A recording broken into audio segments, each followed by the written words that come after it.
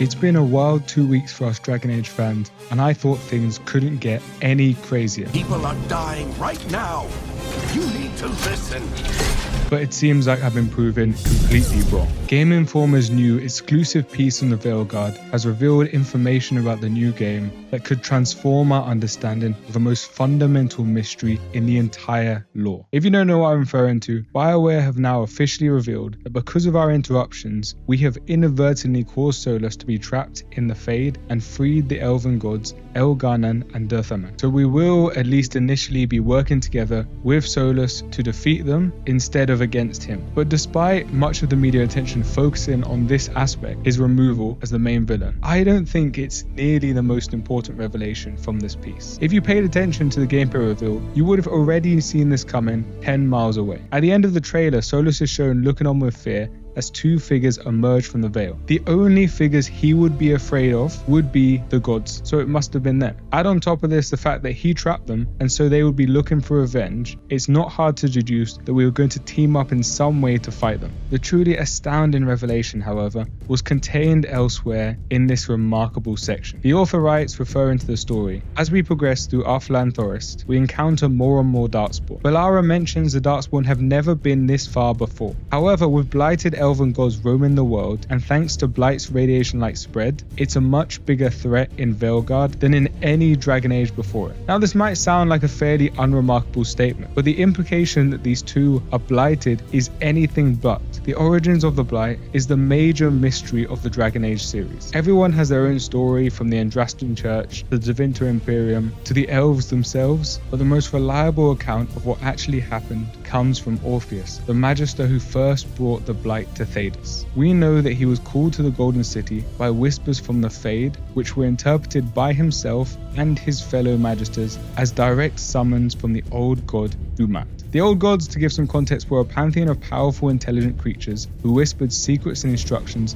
to humanity from the Fade. We also know that the taint originates from the Fade, not the Magisters themselves. Orpheus explains that contrary to the Andrastian story, when the Tevinter Magisters arrived, the Golden City was already blighted. As I said, up until now we thought this was the most reliable story, but with the added context from the article, things seem very different. What if Orpheus was actually contacted not by the old gods, who don't actually exist, but by the pantheon of elven gods who were trapped by Solus, who themselves were the originators of the Blight? There was already a lot of evidence hinted at this, but the new revelations might just be the nail in the coffin. We already knew that the number of openly worshipped old gods corresponded perfectly to the number of elven gods who were trapped. We also know that they used to live in an eternal city that is now trapped in the Fade, kind of like the Golden City. And we also knew that they had a long history of using magic to control their followers, like the Blight. Solus in Inquisition tells us that the Valisin, which the markings the Dalish have all over their face, was signs not of cultural pride, but ownership by the gods. But despite all the evidence, until now there was no definitive proof, and there still isn't. But the evidence now points heavily in this direction, primarily because of the nature of the Blight.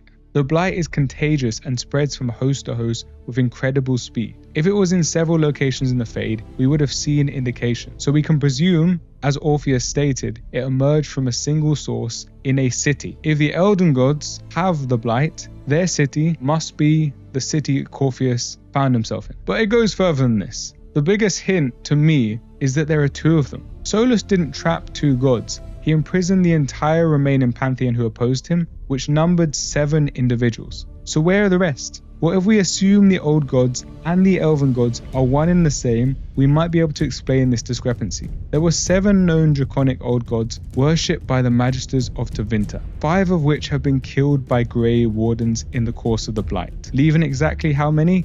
2. The exact same number of elven gods now on the loose. But you might be thinking, this just isn't true. Within an in-game codex, it's heavily implied that an 8th god, informally known as the High Dragon, was worshipped in the past. So doesn't this kind of destroy your logic? Well, no, for one and one reason only. If we assume the elven and the old gods are the same people, the evidence now heavily implies that this missing old god is actually Solus. For one, there's no mention of this god speaking to humanity from the Fade, which implies they weren't trapped there, kind of like Solus, who was in hibernation on Thedas. This god is also the only one represented by a serpentine form, And what does the serpent represent in pretty much every mythological tradition? Betrayal, which is the reputation of Solus. And if this wasn't enough for you, the codex that contains this information has a portrait of a wolf. Remind you of anyone? I don't know. Remember to like and subscribe if you enjoyed the video, and let me know what you think about my theory